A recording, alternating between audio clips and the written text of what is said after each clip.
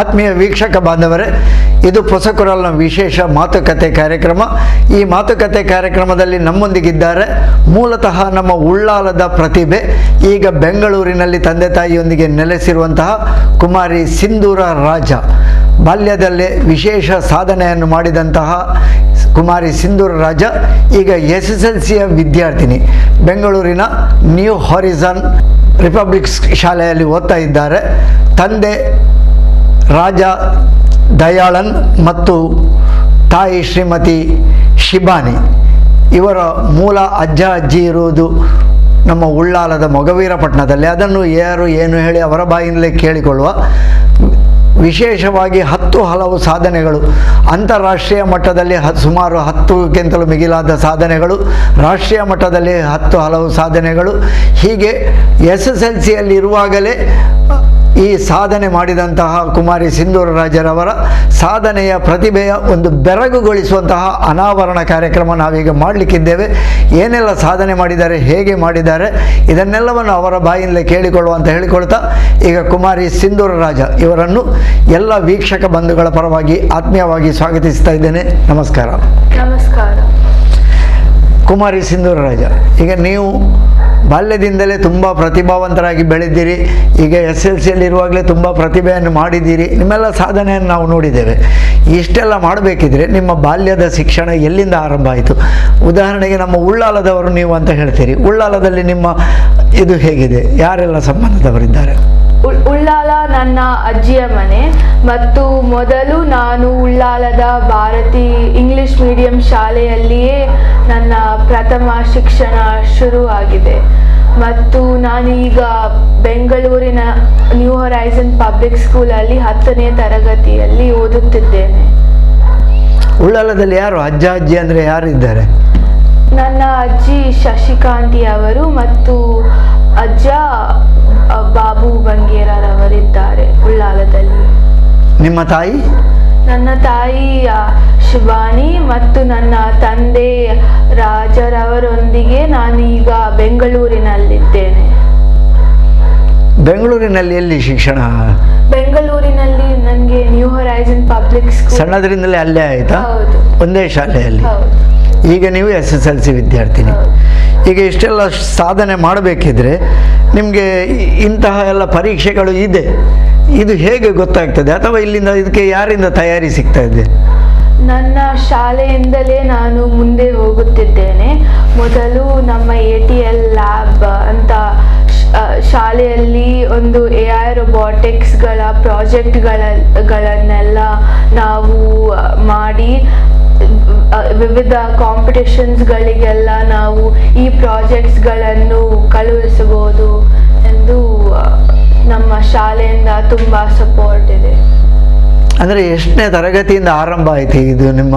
ಅಂದರೆ all of sudden ಯಾವುದು ಆರಂಭ ಆಗೋದಿಲ್ಲ. ಈಗ SSLCಯಲ್ಲಿ ಬರುವಾಗ ಎಷ್ಟೆಲ್ಲ ಸಾಧನೆ ಮಾಡಬೇಕಿದ್ರೆ ಎಲ್ಲಿಂದ ಆರಂಭ ಆಯಿತು? ಎಷ್ಟನೇ ಕ್ಲಾಸಿನಿಂದ ನಿಮಗೆ ಇಂತಹ ಎಲ್ಲ ಪರೀಕ್ಷೆಗಳಿಗೆ ತಯಾರಿ ಸಿಕ್ಕಿತು? ನನಗೆ ಮೊದಲು ಉಳ್ಳಾಲದಲ್ಲಿಯೇ ಶಾರದೋತ್ಸವದ ಸಮಯದಲ್ಲಿ ಶ್ರೀ ಶಾರದಾ ವೇದಿಕೆಯಲ್ಲಿ ನನಗೆ ಡ್ರಾಯಿಂಗ್ ಮತ್ತು ಸಿಂಗಿಂಗ್ಗಳಲ್ಲಿ ವಿವಿಧ ಪ್ರಶಸ್ತಿಗಳು ಸಿಕ್ಕಿವೆ. ಮತ್ತು ಅದರ ನಂತರ ಈಗ ಈ ಸ್ಪರ್ಧಾತ್ಮಕ ಪರೀಕ್ಷೆಗಳು, ಈಗ ನೀವು ಮಾಡುವಂತಹ ವೈಜ್ಞಾನಿಕ ಆವಿಷ್ಕಾರಗಳನ್ನು ನೋಡಿದರೆ ಇದಕ್ಕೆ ಎಲ್ಲಿಂದ ಆರಂಭ ಆಯಿತು?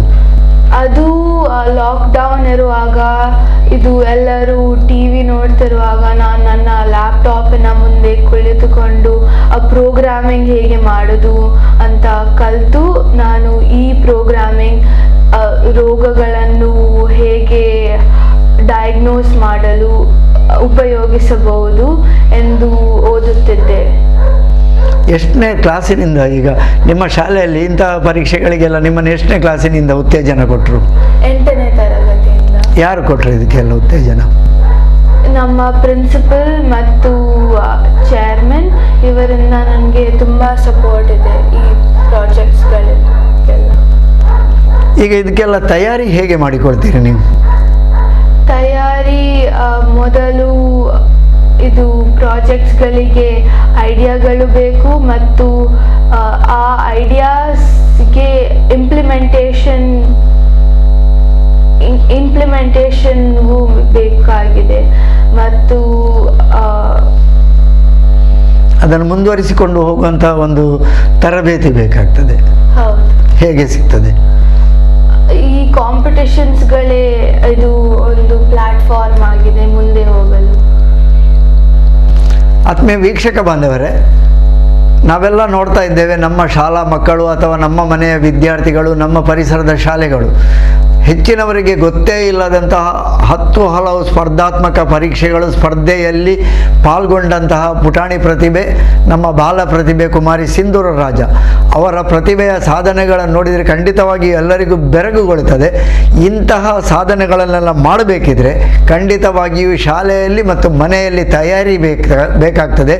ಅವರೇ ಹೇಳಿದ ಹಾಗೆ ಕೊರೋನಾ ಸಂದರ್ಭದಲ್ಲಿ ಹೆಚ್ಚಿನ ಮಕ್ಕಳೆಲ್ಲ ಆಟ ಪಾಠಗಳಲ್ಲಿ ಕಾಲ ಕಳೆದರೆ ಇವರು ತಮ್ಮ ಲ್ಯಾಪ್ಟಾಪ್ ಮೂಲಕವಾಗಿ ಆ ವೈಜ್ಞಾನಿಕವಾಗಿ ಏನೆಲ್ಲ ಸಾಧನೆಗಳಿದೆ, ಅದನ್ನು ಹೇಗೆ ಮಾಡಬಹುದು, ಹೇಗೆ ಮುಂದುವರಿಸಬಹುದು, ಅದನ್ನು ಮತ್ತೊಂದು ಹಂತಕ್ಕೆ ಮುಟ್ಟಿಸಬಹುದು ಎನ್ನುವಂತಹ ರೀತಿಯಲ್ಲಿ ತಯಾರಿಯನ್ನು ಪಡೆದರು. ಉದಾಹರಣೆಗೆ ಇವರ ಕೆಲವು ಪರೀಕ್ಷೆಗಳನ್ನು ನೋಡಿದರೆ, ಸ್ಪರ್ಧೆಗಳನ್ನು ನೋಡಿದರೆ, ಈಗ ಚೆಕ್ ರಿಪಬ್ಲಿಕ್ನಲ್ಲಿ ಫ್ಯೂಚರ್ ಪೋರ್ಟ್ ಯೂತ್ 2003 ಅಂದರೆ ಯೂತ್ ಅವಾರ್ಡನ್ನು ಇವರು ಗಳಿಸಿಕೊಂಡಿದ್ದಾರೆ. ಇಂತಹ ಒಂದು ಪ್ರಶಸ್ತಿ ಗಳಿಸಬೇಕಿದ್ರೆ ಇದಕ್ಕೆ ಮೂಲ ಪ್ರೇರಣೆ ಎಲ್ಲಿಂದ ಬಂತು? ಇದು ಹೇಗೆ ಸಿಕ್ಕಿತು ಈ ಪ್ರಶಸ್ತಿ? ಸೊ ಈಗ ನಮಗೆ ಡಿಮೆನ್ಷಿಯಾ ಅಂತ ರೋಗ ಅತಿ ಹೆಚ್ಚು ಸ್ಪ್ರೆಡ್ ಆಗ್ತಿದೆ. ಈಗ ಕಡಿಮೆ ಏಜ್ ಇದ್ರೂ ವಿಸ್ತರಿಸ್ತದೆ. ಹೇಳಿ, ಇಂಗ್ಲೀಷಲ್ಲಿ ಹೇಳಿ, ತೊಂದರೆ ಇಲ್ಲ. ಈಗ ಡೆಮೆನ್ಷಿಯಾ ಅಂತ ರೋಗ ಅತಿ ಹೆಚ್ಚು ಜನರಿಗೆ ಬರುತ್ತಿದೆ. ಸೊ ಇದಕ್ಕೆ ಡಯಾಗ್ನೋಸ್ ಮಾಡಲು ತುಂಬ ಕಡಿಮೆ ಟೂಲ್ಸ್ ಇದೆ. ಅದಕ್ಕೆ ನಿಮ್ಮ ಬ್ರೈನದ್ದು ಸ್ಕ್ಯಾನ್ಸನ್ನು, ಮೆದುಳಿನ ಸ್ಕ್ಯಾನ್ಸ್ಗಳನ್ನು ನೋಡಿ ಡಯಾಗ್ನೋಸ್ ಮಾಡ್ತಾರೆ. ಹಾಗೂ ಬೇರೆ ಬೇರೆ ಟೆಸ್ಟ್ಗಳಿವೆ. ಆದರೆ ಈಗ ಡೆಮೆನ್ಷಿಯಾಗೆ ಒಂದೇ ಟೆಸ್ಟಲ್ಲಿ ಡಯಾಗ್ನೋಸ್ ಮಾಡಲು ಆಗುವುದಿಲ್ಲ. ಅದಕ್ಕೆ ನಾನು ಒಂದು AI ಮಾಡೆಲ್ ಡೆವಲಪ್ ಮಾಡಿದೆ. ಅದು ನಿಮ್ಮ ಮೆದುಳಿನ ಬ್ಲಡ್ ಸರ್ಕ್ಯುಲೇಷನ್ಗಳನ್ನು ಮ್ಯಾಪ್ ಮಾಡಿ ಅದಕ್ಕೆ ನಿಮ್ಮ ಡೆಮೆನ್ಷಿಯಾ ರಿಸ್ಕನ್ನು ಹೇಳುತ್ತದೆ. ಸೊ ನಿಮ್ಮ ಆ್ಯಕ್ಚುಯಲ್ ಏಜ್ ನಿಮ್ಮ ಮೆದುಳಿನ ಏಜಿಗೆ ಕಂಪೇರ್ ಮಾಡಿದರೆ ನಿಮ್ಮ ಬ್ರೈನಿದ್ದು ಏಜಿನ ಮೂಲಕ ನಿಮ್ಮ ಡೆಮೆನ್ಷಿಯಾ ರಿಸ್ಕ್ ಗೊತ್ತಾಗ್ತಿದೆ. ಮತ್ತು ಈಗ ನಾವು ಖಾಲಿ ಸ್ಟ್ರಕ್ಚರಲ್ MRI ಮಾತ್ರ ಉಪಯೋಗಿಸುತ್ತಿದ್ದೇವೆ. ಆದರೆ ನನ್ನ ಪ್ರಾಜೆಕ್ಟ್ ಬ್ಲಡ್ ಫ್ಲೋ MRI, ಅದರ ಹೆಸರು ಆರ್ಟೀರಿಯಲ್ ಸ್ಪಿನ್ ಲೇಬಲಿಂಗ್. ಅದು ನಿಮ್ಮ ಮೆದುಳಿನ ಬ್ಲಡ್ಡನ್ನು ಮ್ಯಾಪ್ ಮಾಡಿಕೊಂಡು ಅದರಿಂದ AI ಮಾಡೆಲ್ಸ್ ಡೆವಲಪ್ ಮಾಡಿದ್ದೇನೆ. ಸೊ ಅದು ಈಗಿನ ಕರೆಂಟ್ ಬ್ರೈನ್ ಏಜ್ ಮಾಡೆಲ್ ಉಪಯೋಗಿಸುತ್ತಿದ್ದಾರೆ. ಅದರ it is equivalent to that. ಅಂದರೆ ಪರ್ಯಾಯವಾಗಿ ನಿಮ್ಮ ಪರೀಕ್ಷೆ ಅದಕ್ಕೆ ಪೂರಕವಾಗಿ ಇರ್ತದೆ. ಈಗಿನ ಯಾವ ಪರೀಕ್ಷೆಗಳು ಇರ್ತದೆ ಅದಕ್ಕೆ ವಿಧಾನಕ್ಕಿಂತ ಅದು ಒಳ್ಳೆಯ ವಿಧಾನ ಆಗಿದೆ. ಅದನ್ನು ಸೈಂಟಿಫಿಕಲ್ ಆಗಿ ಅವರು ಒಪ್ಪಿಕೊಳ್ಬೇಕು. ಅದನ್ನು ಆ ಸಾಧನೆಯನ್ನು ಒಪ್ಪಿಕೊಂಡಿದ್ದಾರೆ ಅವರು. ಹೌದು. ಇದು ಬೋರ್ಡಲ್ಲಿರುವ ಪ್ಯಾನಲಲ್ಲಿರುವ ಒಬ್ಬರು ನ್ಯೂರೋ ಸೈಂಟಿಸ್ಟ್ ಹೇಳಿದರು, if I am 15 years old they will return their diploma ಅಂತ ಜೋಕ್ಯುಲರ್ಲಿ ಹೇಳಿದ್ರು. ಅವರಿಗೆ ತುಂಬ ಸಂತೋಷವಾಗಿತ್ತು. ಅಂದರೆ ಇಷ್ಟು ಸಣ್ಣ ಪ್ರಾಯದಲ್ಲಿ ಸಾಧನೆ ಮಾಡಲಿಕ್ಕೆ ಸಾಧ್ಯ ಇಲ್ಲ ಎನ್ನುವಂತಹದ್ದು ಅವರ ಅಭಿಪ್ರಾಯ ಆಗಿತ್ತು. ನೀವು 15 years old ಆದರೆ ನಿಮ್ಮನ್ನು ಹಿಂದಿರುಗಿಸ್ತೇವೆ ಇದನ್ನು ಹೇಳಿಕೊಂಡು. ಈಗ ನೀವು 15 years old ಅಂತ ಗೊತ್ತಾಯ್ತು, ಆಗೇನು ಮಾಡಿದ್ರು ಅವರು? ಆಗ ನನಗೆ ಇದು ಫ್ಯೂಚರ್ ಪೋರ್ಟ್ ಯೂತ್ ಆರ್ಗನೈಸೇಷನ್ನೇ ನನಗೆ ಇವರ ಫ್ಯೂಚರ್ ಪೋರ್ಟ್ ಅವಾರ್ಡ್ಸಲ್ಲಿ ನನಗೆ ಮೇನ್ ಪ್ರೈಸ್ ಕೊಟ್ಟಿದ್ರು. ಅಂದರೆ ನಿಮ್ಮ ಸಾಧನೆಯನ್ನು ಅವರು ಮೆಚ್ಚಿಕೊಂಡಿದ್ದಾರೆ ಮಾತ್ರ ಅಲ್ಲ, ಇದು ಮಾನವ ಸಮಾಜಕ್ಕೆ ವರದಾನವಾಗುವಂತಹ ಎನ್ನುವಂತಹ ಒಂದು ಆವಿಷ್ಕಾರ ಎನ್ನುವ ನೆಲೆಯಲ್ಲಿ ನಿಮಗೆ ಆ ಒಂದು ಯೂತ್ ಅವಾರ್ಡನ್ನು ಕೊಟ್ಟಿದ್ದಾರೆ ಅವರು. ಇದು ಎಲ್ಲಿ ಅವಾರ್ಡ್ ಎಲ್ಲಿ ಸಿಕ್ಕಿತು? ಅವಾರ್ಡ್ ನನ್ನನ್ನು ಪ್ರೇಗ್ ಚೆಕ್ ರಿಪಬ್ಲಿಕ್ಗೆ ಕರೆದಿದ್ರು. ಆದರೆ ವೀಸಾ ಇಶ್ಯೂಸ್ ಇತ್ತು, ಅದಕ್ಕೆ ನನಗೆ ಹೋಗ್ಲಿಕ್ಕೆ ಆಗಲಿಲ್ಲ. ಸೊ ನಾನು ಆನ್ಲೈನ್ ಫ್ಯೂಚರ್ ಪೋರ್ಟ್ ಕಾನ್ಫರೆನ್ಸಲ್ಲಿ ನನ್ನ ಪ್ರಾಜೆಕ್ಟನ್ನು ಪ್ರೆಸೆಂಟ್ ಮಾಡಿದ್ದೆ. ಅದನ್ನು ಅಲ್ಲಿಂದಲೇ ಮತ್ತೆ ಅವರು ಪ್ರಶಸ್ತಿ ಕೊಟ್ಟರು ನಿಮಗೆ. ಒಳ್ಳೆಯ ವಿಷಯ. ನಾವೆಲ್ಲ ತಿಳ್ಕೊಳ್ಬೇಕಾದಂತಹ ವಿಷಯ, ಸಾಧನೆ ಮಾಡುವುದಿದ್ರೆ ಎಷ್ಟು ರೀತಿಯ ಸಾಧನೆಗಳಿಗೆ ಅವಕಾಶ ಇದೆ. ಅದರಲ್ಲೂ ಕೂಡ ಸಣ್ಣ ಪ್ರಾಯ 15ನೇ ವರ್ಷ ಅಂದರೆ SSLCಯಲ್ಲಿ ಸಾಧಾರಣವಾಗಿ ಮಕ್ಕಳು ಮುಂದೇನು ಎನ್ನುವಂತಹ ಆಲೋಚನೆ ಮಾಡುವಂತಹ ಸಮಯದಲ್ಲೇ ಸಮಾಜಕ್ಕೆ ವರದಾನವಾಗುವಂತಹ ಇಂತಹ ಅತ್ಯುಪಯುಕ್ತವಾದಂತಹ ಆವಿಷ್ಕಾರಗಳು ಅದು ಒಂದು ಒಳ್ಳೆಯ ಪ್ರಶಸ್ತಿಯನ್ನು ತಂದುಕೊಡುವಲ್ಲಿ ಕುಮಾರಿ ಸಿಂಧೂರ ರಾಜನಿಗೆ ಉಪಯೋಗವಾಗಿದೆ ಮತ್ತು ಪ್ರಶಸ್ತಿಯನ್ನು ಗಳಿಸಿಕೊಟ್ಟಿದೆ ಅಂತ ಹೇಳಿಕೊಳ್ಳುತ್ತಾ, ಈಗ ಆರ್ಟಿಫಿಷಿಯಲ್ ಇಂಟೆಲಿಜೆನ್ಸ್ ಮಾಡೆಲ್ ಅಂತ ಹೇಳ್ತೇವೆ, ಇದು ಏನು artificial intelligence? Artificial intelligence model ಅಂದರೆ ಕಂಪ್ಯೂಟರ್ಸ್ ನಮ್ಮ ಮೆದುಳಿನ ಸ್ಟ್ರಕ್ಚರ್ಗಳನ್ನು ರೆಪ್ಲಿಕೇಟ್ ಮಾಡಿ ಅವರಿಗೆ ಒಂದು ಇಂಟೆಲಿಜೆನ್ಸ್ ಬರುವಂತೆ ಈ ಮಾಡೆಲ್ಸ್ಗಳನ್ನು ಕೋಡ್ ಮಾಡ್ಬೋದು. ಸೊ ಈ ಮಾಡೆಲ್ಸ್ಗಳನ್ನು ನಮ್ಮ ಬ್ರೈನ್ಸ್ನ ಸ್ಪೆಸಿಫಿಕ್ ಟಾಸ್ಕ್ಗಳಿಗೆ ಟ್ರೈನ್ ಮಾಡಿ ನಮ್ಮ ಮನುಷ್ಯರಿಗಿಂತಲೂ ಹೆಚ್ಚು ಆಕ್ಯುರಸಿಯಿಂದ ಒಂದು ಟಾಸ್ಕನ್ನು ಪೂರ್ಣಗೊಳಿಸಬಹುದು. ಈಗ ನಾನು ಮತ್ತೊಂದು ಪ್ರಶ್ನೆ ಕೇಳೋದು, ಇಷ್ಟೆಲ್ಲ ನಾವು ಮಾಡಬೇಕಿದ್ರೆ, ನೀವು ಇಷ್ಟೆಲ್ಲ ಆವಿಷ್ಕಾರಗಳನ್ನು ಮಾಡಬೇಕಿದ್ರೆ, ಈಗ ಮತ್ತೊಂದು ಆವಿಷ್ಕಾರ ಇದೆ, ಭೂಮಿಗೆ ಅತ್ಯಂತ ಸನಿಹದ ಒಂದು ವಸ್ತುವನ್ನು ನೀವು ಆವಿಷ್ಕಾರ ಮಾಡಿದ್ದೀರಿ, ಇದಕ್ಕೆ ನಾಸಾದ ಸಹಯೋಗ ಇತ್ತು ಹೇಳಿಕೊಂಡು, ಇದು ಏನು?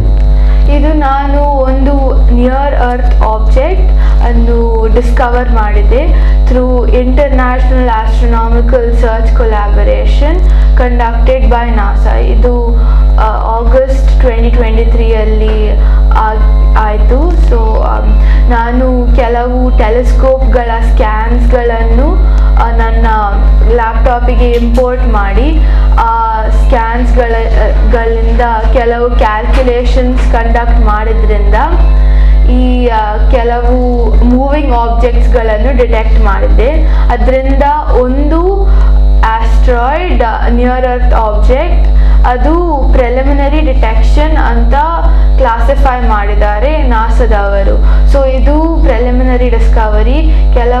ಇನ್ನು ಕೆಲವು ವರ್ಷಗಳು ಅಬ್ಸರ್ವೇಷನ್ ನಡೆಯುತ್ತವೆ ಮತ್ತು ಇದರ ನಂತರ ಅದು ನಿಯರ್ ಅರ್ತ್ ಆಬ್ಜೆಕ್ಟ್ಗಳ ಇದು ಪ್ರೊವಿಷನಲ್ ಡಿಸ್ಕವರಿ ಆಗಬಹುದು.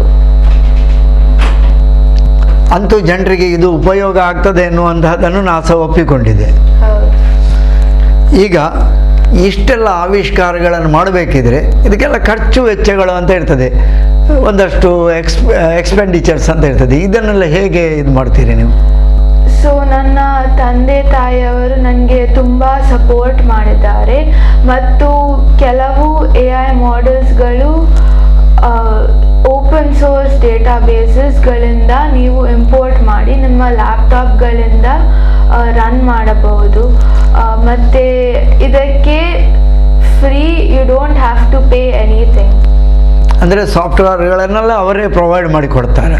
ಪ್ರೊವೈಡ್ ಮಾಡೋದಿಲ್ಲ. ಇದು open source databases, open source softwares. ನೀವು ತಗೊಂಡು ಇದರ ಮೇಲೆ ಟೆಸ್ಟ್ ಮಾಡ್ಬೋದು, ಇದರ ಕೋಡನ್ನು ಟ್ಯೂನ್ ಮಾಡ್ಬೋದು. ಹಾಗೆ ಅಂದರೆ ಆ ಸಾಫ್ಟ್ವೇರನ್ನು ನೀವು ಯೂಸ್ ಮಾಡ್ಬೋದು. ಅಂತಹ ಅವಕಾಶಗಳನ್ನು ಕೊಡ್ತಾರೆ.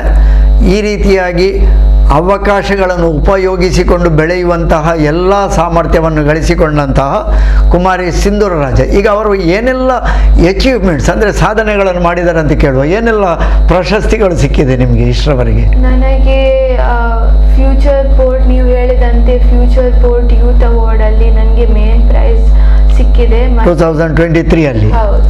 And the drums, come on guys, we worked on this on the previous Awesome. Well, it's CV Flow with Sonohara Raja and from Bangalore, Karnataka, India. So congratulations.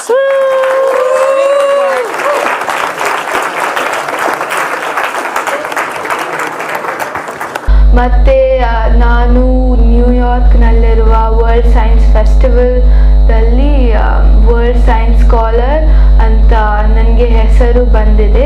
ಮತ್ತು ನಾನು ಮುಂದೆ ವರ್ಲ್ಡ್ ಸೈನ್ಸ್ ಫೆಸ್ಟಿವಲ್ ನ್ಯೂಯಾರ್ಕ್ನಲ್ಲಿ ನಡೆಯುತ್ತಿವೆ ಮೇ 2024ರಲ್ಲಿ, ಅದು ಕೂಡ attend ಮಾಡಲಿದೆ. ನಿಮಗೆ ಅಲ್ಲಿ ಹೋಗಲಿಕ್ಕೆ ಅವಕಾಶ ಇದೆ? ಹೌದು. ಮತ್ತು ಬೇರೆ ಎಲ್ಲ? ಬೇರೆ ನಾನು ಬ್ರಾನ್ಸ್ ಮೆಡಲಿಸ್ಟ್ ಇಂಟರ್ನ್ಯಾಷನಲ್ ಮ್ಯಾಥಮ್ಯಾಟಿಕ್ಸ್ ಚಾಂಪಿಯನ್ಶಿಪ್ಪಲ್ಲಿ conducted by European mathematical society. National ಅವಾರ್ಡ್ಗಳು ತುಂಬ ಇದೆ. ಇದು ATL ಮ್ಯಾರಥಾನ್ ಅಂತ ಒಂದು ಇನೋವೇಷನ್ ಮತ್ತು ಆಂಟ್ರಪ್ರಿನರ್ಶಿಪ್ ಕಾಂಪಿಟೇಷನಲ್ಲಿ ನಾನು ಶಾರ್ಟ್ ಲಿಸ್ಟ್ ಆಗಿದ್ದೆ. ಮತ್ತು ಮುಂದೆ Indian Institute of Science Education and Research ಭೋಪಾಲಲ್ಲಿ ನಡೆದಿದ್ದ ಸಮ್ಮರ್ ಪ್ರೋಗ್ರಾಮಲ್ಲಿ ಭಾಗವಹಿಸಿದ್ದೇನೆ. ನಾನು ಇನ್ಸ್ಟಿಟ್ಯೂಟಿದ್ದು ಲ್ಯಾಬ್ಸ್ಗಳು ಹಾಗೂ ಲ್ಯಾಬ್ ಫೆಸಿಲಿಟೀಸ್ಗಳೆಲ್ಲ ಉಪಯೋಗಿಸಿ ನೋಡಿದ್ದೇನೆ. ಮತ್ತು ನಾನು ಆರ್ಟಲ್ಲಿ ನಜರಿಯಾ ಅಂತ ನ್ಯಾಷನಲ್ ಲೆವೆಲ್ ಡ್ರಾಯಿಂಗ್ ಕಾಂಪಿಟೇಷನ್ ಇತ್ತು. ಅದರಲ್ಲಿಯೂ ನನಗೆ 2 ಬಾರಿ 2021ರಲ್ಲಿ ಸೆಕೆಂಡ್ ಪ್ಲೇಸ್ ಮತ್ತು 2022ರಲ್ಲಿ ಫಸ್ಟ್ ಪ್ಲೇಸ್ ಸಿಕ್ಕಿವೆ. ನಾನು ಕೋಡೆವೋರಲ್ಲಿ ಪೀಪಲ್ಸ್ ಚಾಯ್ಸ್ ಅವಾರ್ಡ್ ಪಡೆದಿದ್ದೇನೆ. ಕೋಡೆವೋರ್ ಒಂದು ಇಂಟರ್ನ್ಯಾಷನಲ್ ಇನೋವೇಷನ್ ಮತ್ತು ಕೋಡಿಂಗ್ ಕಾಂಪಿಟೇಷನ್, ಹಾಗೂ ನಾವು AI ಮತ್ತು ರೊಬೊಟಿಕ್ಸ್ ಬೆಳೆಸಬಹುದು. ಇದರಲ್ಲೂ ವಿವಿಧ ರೋಗಗಳನ್ನು ಡಯಾಗ್ನೋಸ್ ಮಾಡಲು ನನ್ನ ಒಂದು ಪ್ರಾಜೆಕ್ಟ್ಗೆ ಪೀಪಲ್ಸ್ ಚಾಯ್ಸ್ ಅವಾರ್ಡ್ ಸಿಕ್ಕಿದೆ. ಸೊ ಮತ್ತೆ ಮುಂದೆ ನಾನು ವರ್ಲ್ಡ್ ಸೈನ್ಸ್ ಸ್ಕಾಲರ್ ಆಗಿ ಇದ್ದೇನೆ. ವರ್ಲ್ಡ್ ಸೈನ್ಸ್ ಸ್ಕಾಲರ್ಸ್ ಒಂದು initiative by world science festival. So ಮುಂದೆ ನ್ಯೂಯಾರ್ಕ್ನಲ್ಲಿ ನಡೆಯಲಿರುವ ವರ್ಲ್ಡ್ ಸೈನ್ಸ್ ಫೆಸ್ಟಿವಲ್ ಮೇ 2024ದಲ್ಲಿ ಭಾಗವಹಿಸಲು ನನಗೆ ಅವಕಾಶ ಪಡೆದಿದ್ದೇನೆ. ಮತ್ತು ಈ ಫೆಸ್ಟಿವಲಲ್ಲಿ ನನಗೆ ನೋಬೆಲ್ ಪ್ರಶಸ್ತಿ ವಿಜೇತರೊಂದಿಗೆ ಮಾತಾಡಲು ನನಗೆ ಒಂದು ಅವಕಾಶ ಲಭಿಸಿದೆ. ಮತ್ತು ನಾನು ATL ಮ್ಯಾರಥಾನಲ್ಲಿ ಟಾಪ್ 30 ಟೀಮ್ಸ್ ಇನ್ ಇಂಡಿಯಾ ಆಗಿದ್ದೇನೆ. ಸೊ ಅದರಲ್ಲಿ ನಮಗೆ ಡೆಲ್ ಜೊತೆ ಒಂದು ಸ್ಟೂಡೆಂಟ್ ಇಂಟರ್ನ್ಶಿಪ್ ಪ್ರೋಗ್ರಾಮ್ ಸಿಕ್ಕಿದೆ. ಸೊ ಅದರಲ್ಲಿ ನನ್ನ ಐಡಿಯಾಸ್ ಮತ್ತು ನನ್ನ ಪ್ರಾಜೆಕ್ಟ್ಸ್ಗಳನ್ನು ಹೇಗೆ ಮುಂದೆ ಡೆವಲಪ್ ಮಾಡಬಹುದು ಎಂಬ ನನಗೆ ಮೆಂಟರ್ಶಿಪ್ ಸಿಕ್ಕಿದೆ. ಮತ್ತು ಮುಂದೆ ಭೋಪಾಲ್ನಲ್ಲಿ ನಡೆದಿರುವ Indian Institute of Science Education and Research the summer ಪ್ರೋಗ್ರಾಮ್ದಲ್ಲಿ ಭಾಗವಹಿಸಿದ್ದೇನೆ. ಸೊ ನಾನು ಅಲ್ಲಿದ್ದ ವೈಜ್ಞಾನಿಕ ಎಕ್ವಿಪ್ಮೆಂಟ್ಗಳು ಹಾಗೂ ಲ್ಯಾಬ್ಸಲ್ಲಿ ಕೆಲವು ಎಕ್ಸ್ಪೆರಿಮೆಂಟ್ಸ್ಗಳನ್ನು ಮಾಡಿ ಕ್ಯಾಂಪಸ್ ಲೈಫ್ ನೋಡಿದ್ದೇನೆ. ಸೊ ನಾನು ಉಡಾನ್ ಒಂದು initiative by new horizon educational institutions. So ಅದು ಆಂಟ್ರಪ್ರಿನರ್ಶಿಪ್ ಪ್ರೋಗ್ರಾಮ್. ಅದು ನಮ್ಮ ಐಡಿಯಾಸ್ಗಳನ್ನೆಲ್ಲ ಸಬ್ಮಿಟ್ ಮಾಡಿ ಅದನ್ನು ಒಂದು ಕಂಪನಿ ಡೆವಲಪ್ ಮಾಡುವ ಗೈಡೆನ್ಸ್ ಹಾಗೂ ಮೆಂಟರ್ಶಿಪ್ಗಳನ್ನು ಕೊಡುತ್ತಾರೆ, ಇನ್ಕ್ಲೂಡಿಂಗ್ ಪೇಟೆಂಟಿಂಗ್. ಅದರಲ್ಲಿ ನಾನು ವಿನ್ನರ್ ಆಗಿ ಬಂದಿದ್ದೇನೆ. ಸೊ ಅದು ಈಗಲೂ ಆಗುತ್ತಿದೆ ಮತ್ತು ಪೇಟೆಂಟಿಂಗಿಗೆ ಸಪೋರ್ಟ್ ಕೂಡ ಸಿಕ್ಕಿವೆ. ಮತ್ತು ನಾನು ಹಲವಾರು ಪ್ರೋಗ್ರಾಮ್ಸ್ ಮತ್ತು ಕಾಂಪಿಟೇಷನ್ಸ್ಗಳಲ್ಲಿ ಭಾಗವಹಿಸಿ ವಿಜೇತರಾಗಿದ್ದೇನೆ, ಇನ್ಕ್ಲೂಡಿಂಗ್ ರೋಬೋಜೆಸ್ಟ್ ಆ್ಯಂಡ್ ಟ್ರಾನ್ಸೆಂಡೆನ್ಸ್. ನಾನು ಕರಾಟೆಯ ಬ್ಲ್ಯಾಕ್ ಬೆಲ್ಟು ಹೌದು. ಮತ್ತು ನಜರಿಯಾ ಒಂದು national level art competition conducted by heritage foundation of art and culture. ಅದರಲ್ಲಿ ನನಗೆ 2021ರಲ್ಲಿ ಫಸ್ಟ್ ಪ್ಲೇಸ್ ಮತ್ತು 2021ರಲ್ಲಿ ಸೆಕೆಂಡ್ ಪ್ಲೇಸ್ ಮತ್ತು 2022ರಲ್ಲಿ ಫಸ್ಟ್ ಪ್ಲೇಸ್ ಲಭಿಸಿದ್ದೇನೆ. ಮತ್ತು ನಾಸಾ ಕಂಡಕ್ಟ್ ಮಾಡಿರುವ ಇಂಟರ್ನ್ಯಾಷನಲ್ ಆಸ್ಟ್ರೋನಾಮಿಕಲ್ ಸರ್ಚ್ ಕೊಲ್ಯಾಬೊರೇಷನಲ್ಲಿ ಒಂದು ನಿಯರ್ ಅರ್ತ್ ಆಬ್ಜೆಕ್ಟ್ಗಳನ್ನು ಒಂದು ನಿಯರ್ ಅರ್ತ್ ಆಬ್ಜೆಕ್ಟನ್ನು ಆವಿಷ್ಕರಿಸಿದ್ದೇನೆ ಮತ್ತು ಆ ಆಬ್ಜೆಕ್ಟ್ ಪ್ರಿಲಿಮಿನರಿ ಸ್ಟೇಜಲ್ಲಿದೆ. ಇನ್ನು ಕೆಲವು ವರ್ಷಗಳು ಅವರು ಕೆಲವು ಎಕ್ಸ್ಪೆರಿಮೆಂಟ್ಸ್ ಹಾಗೂ ಮ್ಯಾಪಿಂಗ್ ಕಂಡಕ್ಟ್ ಮಾಡಿ ಈ ಆಬ್ಜೆಕ್ಟಿನ ಪ್ರೊವಿಷನಲ್ ಡಿಸ್ಕವರಿಯೂ ಆಗಬಹುದು. ಒಟ್ಟು ಹೇಳುವುದಿದ್ರೆ ಬಹುಮುಖ ಪ್ರತಿಭೆ, ಅಲ್ಲಿ ಕಲೆ ಇದೆ, ವಿಜ್ಞಾನ ಇದೆ, ಗಣಿತ ಇದೆ, ಎಲ್ಲವೂ ಇದೆ. ಈ ರೀತಿಯಾಗಿ ಎಲ್ಲವನ್ನೂ ಉಪಯೋಗಿಸಿಕೊಂಡು, ಎಲ್ಲ ಅವಕಾಶಗಳನ್ನು ಉಪಯೋಗಿಸಿಕೊಂಡು ತನ್ನ ಸಾಧ್ಯತೆಗಳನ್ನು ಮೀರಿ ಬೆಳೆದಂತಹ ಬಾಲ ಪ್ರತಿಭೆ ಕುಮಾರಿ ಸಿಂಧೂರ ರಾಜ. ಈಗ ಎಲ್ಲ ಸಾಧನೆಗಳಾಯಿತು. ನಾಡ್ದು ಇನ್ನು ನ್ಯೂಯಾರ್ಕಿನಲ್ಲಿ ವೈಜ್ಞಾನಿಕ ಸಮ್ಮೇಳನದಲ್ಲಿ ಭಾಗವಹಿಸಲಿಕ್ಕಿದೆ, ಎಲ್ಲವೂ ಇದೆ. ಈಗ SSLCಯ ಪರೀಕ್ಷೆಯ ನಂತರ ಮುಂದೇನು? ಎಲ್ಲರಿಗೂ ಒಂದು ಗುರಿ ಅಂತ ಇರ್ತದೆ. ಮುಂದೆ ನನಗೆ ಪ್ಯೂರ್ ಸೈನ್ಸಸಲ್ಲಿ ರಿಸರ್ಚ್ ಮಾಡಬೇಕು ಅಂತ ಆಸೆ ಇದೆ. ಸೊ ನನ್ನ ಶಾಲೆ ಇಂಡಿಯನ್ ಇನ್ಸ್ಟಿಟ್ಯೂಟ್ ಆಫ್ ಸೈನ್ಸ್ ಬ್ಯಾಂಗ್ಳೂರಿನ ರಿಸರ್ಚರ್ಸ್ಗೆ ನನ್ನನ್ನು ಕನೆಕ್ಟ್ ಮಾಡ್ತಾರೆ ಎಂದು ಹೇಳಿದರು. ಸೊ ಅದಕ್ಕೂ ನನಗೆ ಶಾಲೆಯಿಂದಲೇ ಸಪೋರ್ಟ್ ಇದೆ. ಶಾಲೆಯವರ ಸಪೋರ್ಟ್ ಹೇಗೆ? ಒಳ್ಳೆ ಎಲ್ಲರೂ ಇದರಲ್ಲೂ ಶಾಲೆಯವರೇ ನಿಮಗೆ ಪ್ರೇರಣೆ ಕೊಡ್ತಾರೆ. ಹೌದು.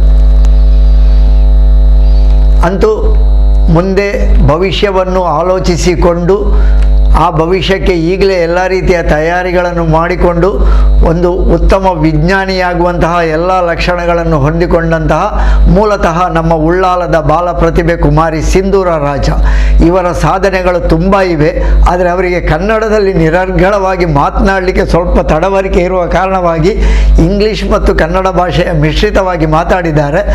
ಆದರೂ ನಮ್ಮ ಈ ಒಂದು ಸಂದರ್ಶನದ ಸಮಯದಲ್ಲಿ ಎಷ್ಟು ಸಾಧ್ಯವೋ ಅಷ್ಟು ಕನ್ನಡದಲ್ಲಿ ಉತ್ತರಿಸಿದ್ದಾರೆ ಅಂತ ಹೇಳಿಕೊಳ್ಳುತ್ತಾ, ಬೆಂಗಳೂರಿನಲ್ಲಿ ಆಂಗ್ಲ ಮಾಧ್ಯಮ ಶಾಲೆಯಲ್ಲಿ ಕಲಿತರು, ವೈಜ್ಞಾನಿಕ ಸಾಧನೆಗಳನ್ನು ಮಾಡಿದರು. ನಮ್ಮ ಕನ್ನಡವನ್ನು ಮರೆಯದೆ ಇಷ್ಟಾದರೂ ಮಾತನಾಡುವಂತಹ ಪ್ರಯತ್ನವನ್ನು ಮಾಡಿದ ಈ ಬಾಲ ಪ್ರತಿಭೆ ಮುಂದಕ್ಕೆ ದೊಡ್ಡ ವಿಜ್ಞಾನಿಯಾಗಿ ಬೆಳೆಯಲಿ, ನಮ್ಮ ಊರಿಗೆ ಹೆಮ್ಮೆ ತರಲಿ, ನಮಗೆಲ್ಲರಿಗೂ ಹೆಮ್ಮೆ ತರಲಿ, ತಂದೆ ತಾಯಿಗಳಿಗೆ, ಕಲಿತ ಶಾಲೆಗೆ ಹೆಮ್ಮೆ ತರಲಿ ಅಂತ ಹೇಳಿಕೊಳ್ಳುತ್ತಾ, ಕುಮಾರಿ ಸಿಂಧೂರ ರಾಜಳ ಭವಿಷ್ಯ ಉಜ್ವಲವಾಗಲಿ ಅಂತ ಹಾರೈಸ್ತಾ ಈ ಒಂದು ಸಂದರ್ಶನದಲ್ಲಿ ಪಾಲ್ಗೊಂಡು ನಮ್ಮೊಂದಿಗೆ ಮಾತನಾಡಿದವರಿಗೆ ಎಲ್ಲ ವೀಕ್ಷಕ ಬಂಧುಗಳ ಪರವಾಗಿ ವಂದನೆಗಳು.